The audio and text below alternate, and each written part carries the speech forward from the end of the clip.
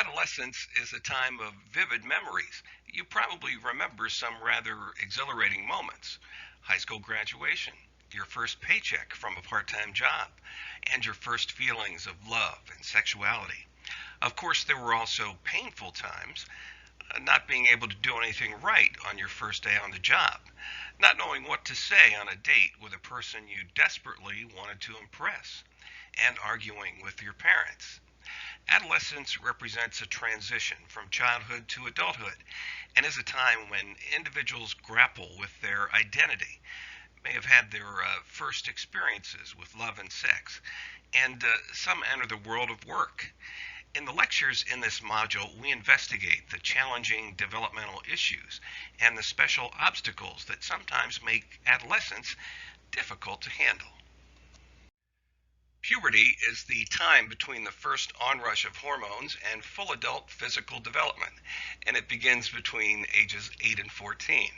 It's characterized by rapid physical growth and sexual maturation. Both young women pictured here, the Mexican 15-year-old preparing for her quinceañera and the Malaysian teen applying a rice facial mask, look wistful, even worried. Now, they are typical of teenage girls everywhere who do not realize how lovely they are. Puberty doesn't happen all at once. It comes in stages and takes many years. You might have some signs of puberty at an early age, while other changes show up later. Bodies are unique, so puberty is different for each person. Everyone goes through puberty at their own pace. The biological sequence of puberty begins when the hypothalamus signals the pituitary gland to send hormones to the adrenal glands to enlarge the gonads that produce a rush of sex hormones. The entire body and brain are transformed by puberty. The sequence of observable changes in girls are nipple growth and a few pubic hairs, increases in height while fat, especially at the breast and hips, accumulates. The first menstrual period, menarche, is followed by more growth, and body growth is complete by 4 years after it began. Brain growth is complete by the mid-20s. The observable changes in boys are growth of the testes and initial pubic hair growth, growth of the penis, and the first ejaculation of seminal fluid called spermarchy, and the appearance of facial hair. The peak growth spurt, deepening of the voice, and final pubic hair growth, and final height is reached by age 20. Puberty also has some psychological effects. Hormones instigate attraction and precipitate emotions. Before hitting puberty, teens were less affected by gender roles and differences. As their hormones change, they begin to see the opposite sex in a different light and begin to experience sexual arousal. During this time, it's normal for adolescents to begin participating in romantic relationships and experimenting with physical behaviors, such as kissing and even sexual encounters. At the same time, teenagers also become more affected by gender roles and often develop a preference for more gender-specific activities.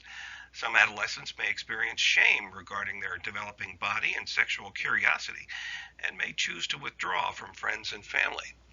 Genes and early experiences interact with hormones, and more moodiness and psychopathology may be evident at the extremes.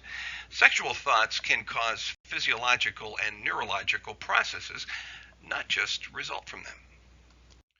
There are some important aspects of brain development during puberty. The limbic system, which handles fear and emotional impulses, matures before the prefrontal cortex, which is involved with planning ahead and emotional regulation. The prefrontal cortex is limited in connections and engagement and may be overwhelmed with impulses, and pubertal hormones directly affect the amygdala. It doesn't matter how smart teens are or how well they scored on the SAT or ACT. Good judgment isn't something they can excel in, at least not yet. The rational part of a teen's brain isn't fully developed and won't be until age 25 or so. In fact, recent research has found that adult and teen brains work differently. Adults think with the prefrontal cortex, the brain's rational part. This is the part of the brain that responds to situations with good judgment. and an awareness of long-term consequences. Teens process information with the amygdala. This is the emotional part. In teens' brains, the connections between the emotional part of the brain and the decision-making center are still developing, and not always at the same rate. That's why teens have overwhelming emotional input. They can't explain later what they were thinking. They weren't thinking as much as they were feeling. There seem to be psychological repercussions depending on whether puberty occurs early or late. Puberty begins between ages 8 and 14. Precocious puberty occurs when puberty begins at earlier ages. The influence of genes, gender, weight, hormones, and stress interact, and onset stress matters less when friends mature at similar rates. Most pre-adolescents want nothing more than to fit in. It's a time when you don't want to be distinguished from your peers in any way, shape, or form. Leptin is a hormone that is naturally produced by the human body, and it definitely affects puberty onset in girls. Low leptin is a problem, as this hormone is essential for appetite, energy, and puberty. However, too much leptin correlates with obesity, early puberty, and then early termination of growth. For young people who begin puberty earlier than their peers, the transformation appears to be particularly troublesome, especially for girls. Early maturing girls are at increased risk of a range of psychosocial problems, including depression, substance use, and early sexual behavior. The picture for early developing boys isn't as clear, but evidence suggests that they too might suffer ill effects from maturing ahead of their peers. That's worrisome because the average age of puberty seems to be trending younger for children worldwide. The average age of a girl's first period in the United States and Europe was about 16 a century ago. Today, it's closer to 13. Far fewer studies have explored pubertal timing in boys, in part because there isn't a clear objective marker of puberty in boys comparable to a girl's first period. Still, some studies have suggested that boys too might be developing earlier than generations past. This next section discusses growth, nutrition, and sex. And the author of the text wants us to keep in mind a couple of things. The body, brain, and behavior always interact.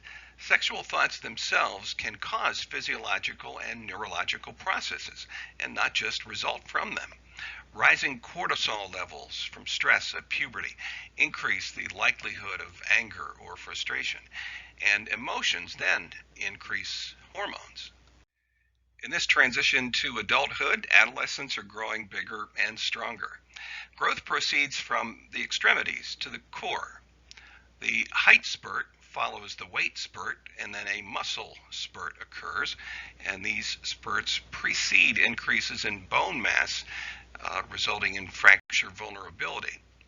The skin becomes oilier, sweatier, and more acne prone, and hair grows under the arms, faces, and over sex organs. In terms of nutrition, many adolescents have unhealthy diets. There are deficiencies of iron, calcium, zinc, and other minerals. Iron depletion occurs from menstruation, intensive physical labor, or sports. And there's a nudge toward poor dietary choices from peers and the environment. Body image affects many adolescents. Eating choices and patterns are often influenced by perceptions of a negative body image. 2/3 of U.S. high school girls are trying to lose weight. 1/3 think they are overweight, and the actual incidence is 1/6. Depression peaks around age 14, and depression can affect appetite and body image. Depression decreases for many with prefrontal cortex maturation. During puberty, teenagers struggle with wanting to be accepted and trying to fit in with their peers. As their bodies begin to change, they may feel different and become self-conscious about these changes. A survey of 1,266 adolescents published in the journal Adolescence found female teens were more concerned with losing weight, while males were focused on increasing muscle mass. The increased concern regarding body image often leads to a reduced self-esteem. A negative body image can lead some adolescents to develop eating disorders, which involve erratic eating and even drug ingestion. For girls, it's probably diet pills. For boys, they may ingest steroids. Some common types of eating disorders that you should be familiar with are anorexia nervosa, bulimia nervosa, and binge eating disorder. Be familiar with the characteristics of each of these common types. Let's move on to take a look at sexual maturation. Sexuality is multidimensional, complicated, and variable. And there are two types of sexual characteristics. Primary sex characteristics, parts of the body that are directly involved in reproduction, including the uterus, ovaries, testicles, and penis. And secondary sex characteristics, these are observable physical traits that are not directly involved in reproduction but that indicate sexual maturity. Research on sexual maturation and sexual intercourse has revealed a couple of things. Finnish researchers found sexually experienced 13-year-olds were more depressed, rebellious, and drug abusing, but this trend reversed at age 19. Sexual activity of friends is one of the best predictors of sexual activity of an adolescent. Every gender, ethnic, and age group has become less active than the previous cohort. Having sex during adolescence can create some problems, but first we'll look at some positive trends. There are decreased teen births, increased use of protection, and decreased numbers of teen abortions. Some problems continue, earlier puberty and sex before age 15. The number of unmarried single teen mothers is of concern, and also STIs still are around. 46% of American high school students have had sexual intercourse and are potentially at risk for HIV and other STDs. Also, according to the Centers for Disease Control, the annual number of new infections is roughly equal among teen girls, 51%, and teen guys, 49%. 1 in 4 teens, according to the CDC, contract a sexually transmitted disease every year. So how do adolescents think? Well, we'll be taking a look at that in this next section on cognitive development. Adolescence is characterized by egocentrism. It's thinking that leads people, ages 10 to 13, to focus on self to the exclusion of others. And there's an imaginary audience to the belief that others are watching and taking note of one's appearance, ideas, and behaviors. And this creates self-consciousness. An imaginary audience is reflective of acute self-consciousness and is considered an expression of adolescent egocentrism. Consider a 13-year-old so embarrassed that he misses a week of class, positive that the entire school is thinking and murmuring about some tiny incident that in truth hardly anyone noticed. Or consider a teenage girl who spends 3 hours in front of the mirror each morning, as if she's about to go on stage. They do this because they're convinced that their every move is being watched with rapt attention by the rest of the world. Many of us still carry this feeling of an imaginary audience into our adult lives. While it feeds into feelings of social anxiety and depression, it comes from an odd sense of self-importance and self-centeredness.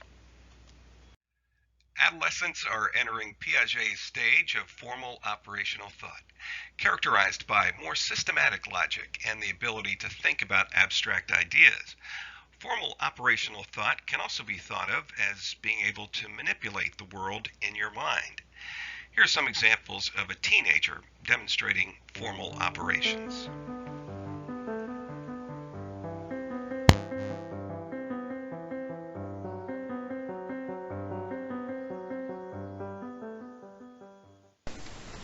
Okay, and so how old are you? 17. All right. If you had a third eye, where would you put it? Probably in the back of my head. Why? So I can see behind me and in front of me at all times. Okay.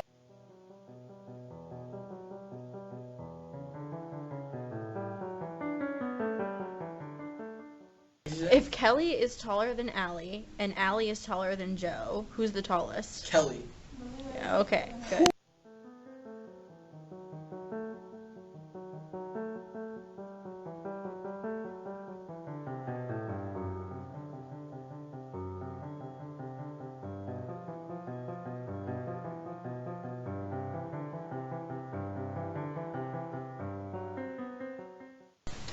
What would happen if people stopped having children? Oh my God. Then the human evolution will come to an end. Okay, what are some things that would happen before that?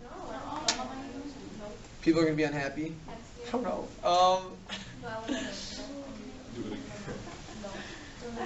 I don't know. I guess people are gonna be like having sex with condoms on. I don't know.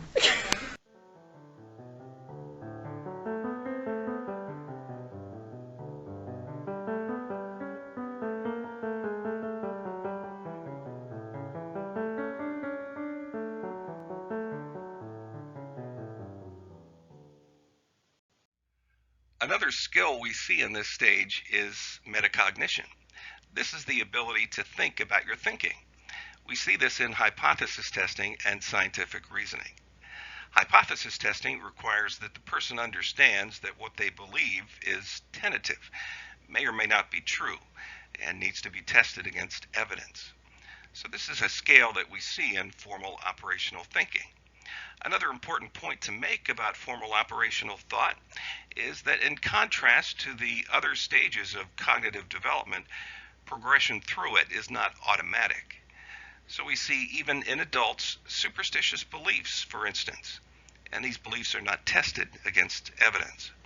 In fact, when you ask people for why they believe in things like UFOs or palm reading or astrology, people say, "Oh, I just believe it.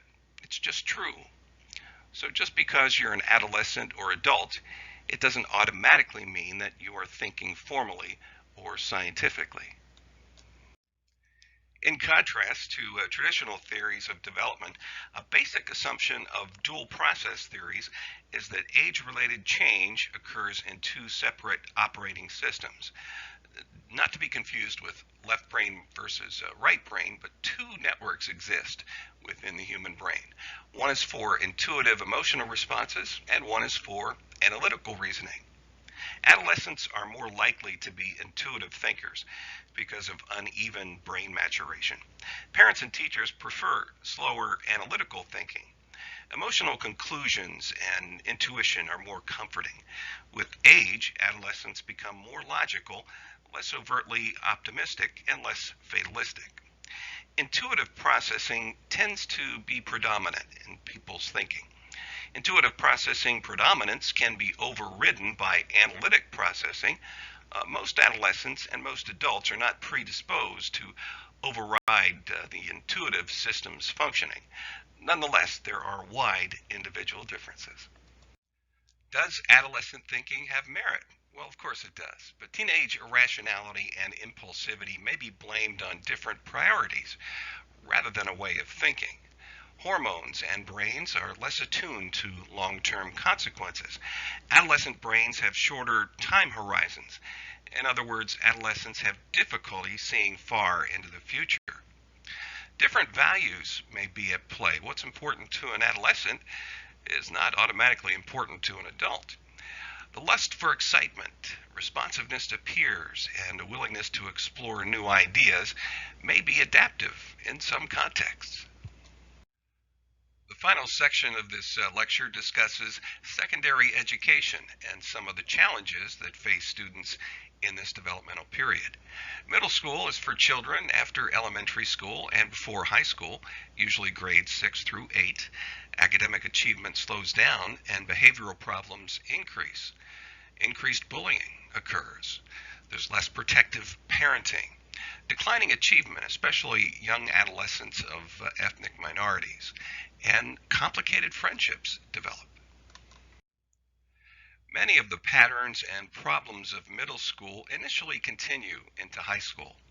After maturation reduces the sudden growth and sexual impulses of puberty, adolescents are better able to cope with school, and things continue to settle down. By the end of the high school years, most adolescents are increasingly able to think abstractly, analytically, hypothetically, and logically, as well as subjectively, emotionally, and intuitively. Some students are college-bound. In theory and sometimes in practice, high schools promote students' analytic ability, although some students may not be in that developmental space. In the United States, an increasing number of high school students are enrolled in classes that are designed to be more rigorous and that require them to pass externally scored exams. A high-stakes test is an evaluation that is critical in determining success or failure. It determines if a student will be graduated or be promoted. High school graduation rates have increased every year in the past decade. Many East Asian nations have begun to phase out high-stakes tests, and local autonomy is increasing. The idea that a college bachelor's degree is the new high school diploma is widespread in today's society. From a young age, students are told that they need a college degree to obtain any kind of meaningful employment. That doesn't mean that college is vital or helpful for everyone. Simply put, not all students are suited to the classroom learning that occurs on college campuses. Rather than a 10-day vocational training program, as has occurred in the past, these students are attempting and unfortunately often failing to pursue a traditional four-year degree. Perhaps it's time to emphasize alternatives to college. 1/3 of U.S. high school graduates do not enter college. About 3/4 who enter community colleges do not complete an associate's degree in 3 years. Only 37% of U.S. young adults have a BS degree. And high school graduates are unprepared for jobs. So perhaps it's time to think of vocational training programs as an alternative. Some schools have begun measuring practical cognition to help students. The PSY, Program for International Student Assessment, is an international test taken by 15-year-olds in 50 nations that's designed to measure problem solving and cognition in daily life. U.S. students performed lower on the PSY compared to many other nations in the 2012 assessments. The PSY and international comparisons of high school dropout rates suggest that U.S. secondary education can be improved, especially for those who do not go to college.